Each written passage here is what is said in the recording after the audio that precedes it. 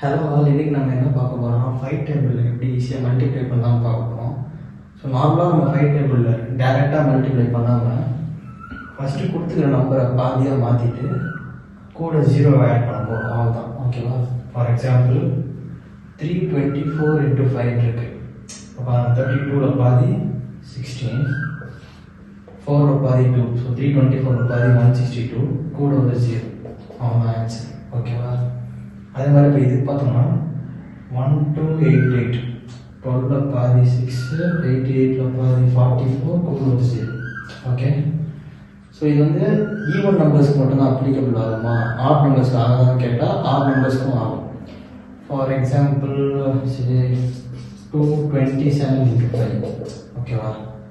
So 22ல் பாதி 11, 7ல் பாதி 3.5, 3.5 10ஆல் multiply பண்ணிட்டா 35, ஓகேவா? அதுதான் ஆன்சர். ஓகே, ஸோ மற்ற எல்லா நம்பர்ஸும் நீங்கள் ட்ரை பண்ணி பாருங்கள். தேங்க்யூ.